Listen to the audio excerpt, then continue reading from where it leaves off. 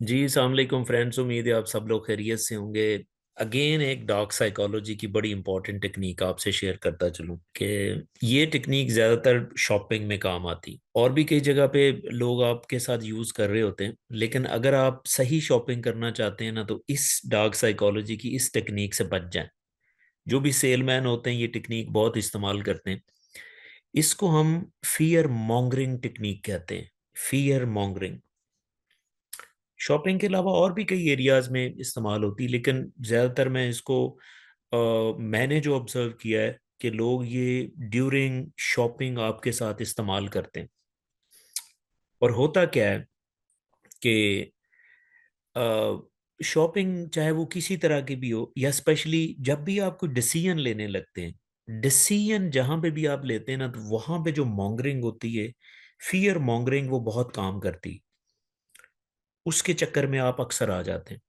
तो जहां पे भी आपको, मैं आपको एक टिप दे देता हूं, जहां पे भी आपको कोई एक्स्ट्रा फियर क्रिएट कर रहा हो आपके साथ, आप समझ जाएं कि कहीं आपके साथ ये टेक्निक इस्तेमाल तो नहीं हो रही। अब होता क्या है कि यूजुअली जहां पे भी आप कोई डिसीजन इस्तेमाल कर रहे थे, जहां पे भी आपने कोई डिसीजन लेना होता है, आपने कोई प्रोडक्ट लेना है, आपने किसी तरह की शॉपिंग करनी, या और जिंदगी में कोई इंपॉर्टेंट डिसीजन लेना है, तो होता क्या है कि जो मैनिपुलेटर होता है वो आपके अंदर एक फियर क्रिएट करता है।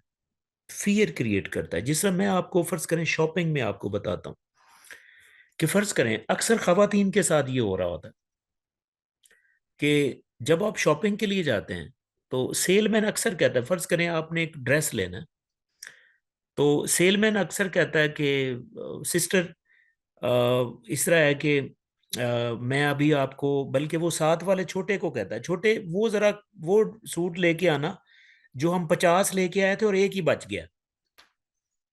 अब ये फियर है। अब ये फियर है कि जब वो कहता है ना कि वो हर हर खातून को यही बात कर रहा होता है कि छोटे वो जरा लेके आना जो मैं 50 ड्रेस लेके आए थे हम, और उसमें सिर्फ एक ही बच गया। तो वो इस तरह इनडायरेक्ट जब फियर क्रिएट होता है ना, जब भी डिसीजन के दौरान आपके साथ कोई फियर क्रिएट करवाता है, तो होता क्या है कि आपका ब्रेन के अंदर एक पार्ट होता है जिसे हम अमेगडाला कहते हैं। अमेगडाला जो कि फियर सेंटर होता है इंसान के अंदर, ब्रेन के अंदर फियर सेंटर जो होता है वो अमेगडाला, तो वो एक्टिव होता है when there is a fear. वो आपका ब्रेन एरिया एक्टिव होता है, जिससे जो एक स्ट्रेस हार्मोन रिलीज होता है, आपके अंदर एक इमरजेंसी सिचुएशन क्रिएट होती है। और जब भी आपके अंदर ये इमरजेंसी सिचुएशन क्रिएट होती है, स्ट्रेस ज्यादा होता है, कार्टिसोल ज्यादा रिलीज होता है, तो होता क्या है, होता ही है कि आपका जो डिसीजन मेकिंग का ब्रेन वाला एरिया होता है, जिसे हम प्री फ्रंटल कॉर्टेक्स कहते हैं, अब वो इतना कार्टिसोल रिलीज होता है कि आपका वो थिंकिंग प्रोसेस जो है, या डिसीजन मेकिंग प्रोसेस है, वो अल्टर्ड हो जाता है। आप कोई रैशनल यानी कि लॉजिकल डिसीजन नहीं कर पाते। अब जैसे ही उसने ये बात कही जिसके अंदर एक फियर था, उसकी वजह से क्या हुआ, अमेगडाला एक्टिव हुआ, जिसकी वजह से स्ट्रेस हार्मोन रिलीज हुआ, जिसकी वजह से आपका जो ब्रेन का डिसीजन मेकिंग वाला एरिया होता है वो डिस्टर्ब हुआ। जब वो डिस्टर्ब हुआ, तो मैं आपको बताता चलूं कि उस टाइम बोलने वाला जो भी होगा, वो जैसे बात करेगा आप उसको उसकी तरफ जाओगे, उसी की तरफ चले जाओगे। आप उस टाइम हाइपर सजेस्ट हो चुके होते हैं, हाइपर सजेस्टिबिलिटी आपके अंदर आ चुकी होती। तो होता क्या है कि फिर वो आप जिस डायरेक्शन में आपको लेके चलता है आप चले जाते हैं। तो होता क्या है कि जब आप प्रोडक्ट ले लेते हैं, आप अपने घर में आते हैं, तो घर में जब आप दोबारा, आपका दिमाग सेट होता है, आप रिलैक्स होके बैठते हैं, यानी कि खाना वाना खाया आपने, घर से आए, सॉरी घर आए, प्रोडक्ट लेके खाना वाना खाया, उसके बाद आपने वो उसको अच्छी तरह देखा। जब आपने उसको अच्छी तरफ देखते हैं ना, तो फिर उसके अंदर वीक एरियाज नजर आना शुरू हो जाते हैं। अब फिर उस टाइम आप सोच रहे होते हैं कि यार मैं इसको भी अब वापस कर दूं, या किसी को दे दूं, घर में किसी और को दे दूं। तो फिर आप ये प्लान कर रहे होते हैं। तो इस तरह होता क्या है कि अगर आप अच्छा डिसीजन करना चाह रहे हैं, तो जब भी आप अपने सराउंडिंग में देखें क्या बंदा आपको कोई फियर तो नहीं क्रिएट कर रहा। फियर क्रिएट कर रहा, हाँ हो सकता है वो जेन्युइन फियर भी हो, आई आई डू एग्री। लेकिन आप जो भी वो समझे, कॉन्शियसली तो समझे ना कि मैं फर्ज करें, वाकई वो फियर है, वो वाकई वो ऐसी चीज है कि उससे आपको ख्याल करके कोई चीज बाय करनी या डिसीजन करना है, तो दिस इज इम्पोर्टेंट। तो ये वहां पे चल रहा होता है। या समटाइम अक्सर ये होता है कि जो मैं हर डॉक्टर की बात नहीं करता, ये समटाइम डॉक्टर ये इस्तेमाल कर रहे होते हैं। फॉर एग्जांपल ऐसे आप गए एज ए पेशेंट है आपका, आपको हॉस्पिटल लेके गए, तो वो कंपाउंडर आता है जैसे बाहर अंदर से, वो कहता है कि जी इसका तो सर्जरी होगी।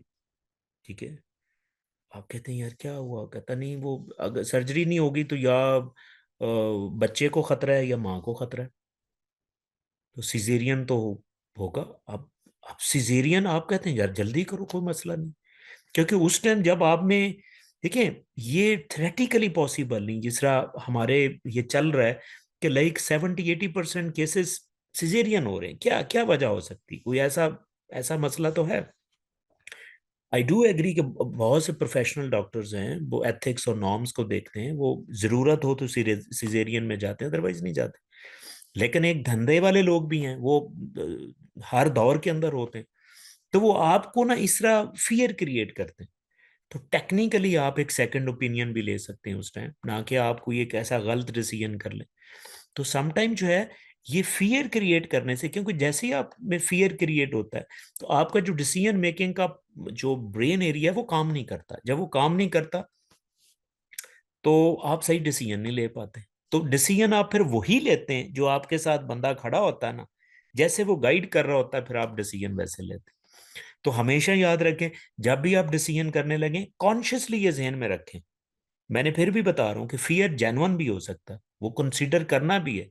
लेकिन जब आप कॉन्शियसली सोचेंगे तो आपको पता चल जाएगा कि वाकई ये फियर जेन्युइन है, इसको केटर करना है, या ये फियर जो है वो फियर मॉन्गरिंग वाला है। ठीक है, तो आपने फियर मॉन्गरिंग से बचना है। ठीक है, और जेन्युइन फियर को आप एंटरटेन जरूर करें और उसके मुताबिक डिसीजन करें। लेकिन ये टेक्निक सुनने के बाद आई एम श्योर कि आप इस चीज को जहन में रखेंगे जब भी कोई डिसीजन कर रहे हो, और इंशाल्लाह आपको फायदा होने जा रहा है। Thank you very much for watching, and if you have any comments please write me in the comment section and definitely I will answer. Thank you so much.